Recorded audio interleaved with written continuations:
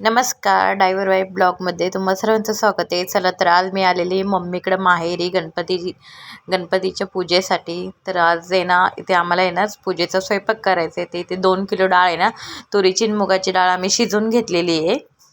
तर आता मी फोडणीला घालते, कारण आम्ही सगळी ऑलरेडी तयारी ना भाजीची वगैरे सगळी तयारी रात्री करून ठेवली होती, वाटणाची वगैरे.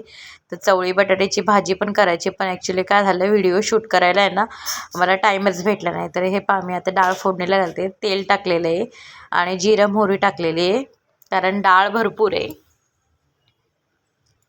तर छान जिरं मोहरी तडतडल्यानंतरला आपल्याला बाकीचं मटेरियल टाकायचं आहे. इथे मी 5-6 टॅमॅटो घेतलेले आहेत बारीक कट करून, आणि 10 ते 15 मिरच्या घेतलेल्या आहेत, त्या पण अशा अर्ध्या अर्ध्या कट केलेल्या आहेत. खूप सारा कढीपत्ता आणि खूप सारा लसूण ठेचून घेतलेला आहे. तर आता मी ते मिरच्या पहिल्या टाकल्यात, कढीपत्ता लगेच टाकलेला नाही आहे, कढीपत्ता नंतर टाकणार आहे.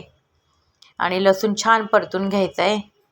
मुलांची गडबड चालू आहे, सारखे इकडून तिकडून करतात. आम्ही घरामध्ये म्हणजे किचन खूप छोटं असल्यामुळे आम्ही बाहेरच, पॅसेजमध्ये खूप मोठी जागा होती म्हणून आम्ही बाहेर स्वयंपाक करायला घेतला आहे. तर हे इथे मी कढीपत्ता टाकून घेते. कढीपत्ता छान तडतडल्यानंतरला आपल्याला टॅमॅटो मस्त असं सॉफ्ट होईपर्यंत परतून घ्यायचं आहे. तर आम्ही मस्त अशी चवळी बटाटा वांग्याची भाजी केली होती, पण व्हिडिओ शूट करायला जमलंच नाही, कारण पूजा पण चालू झालेली होती आणि खूप गडबडीत स्वयंपाकाचा कार्यक्रम झाला.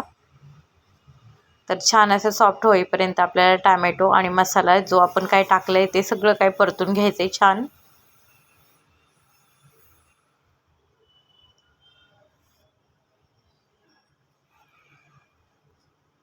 तर आमच्या वहिनीने मी सगळा स्वयंपाक घरी केलेला होता.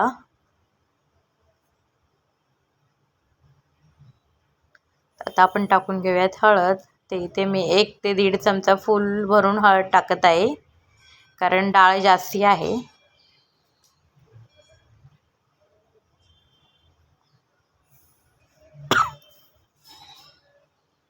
हे छान परतलेले आहेत. आता आपण डाळ टाकून घेऊयात आणि जेवढी आपल्याला क्वांटिटी पाहिजे तेवढी डाळीत पाणी टाकून घ्यायचे.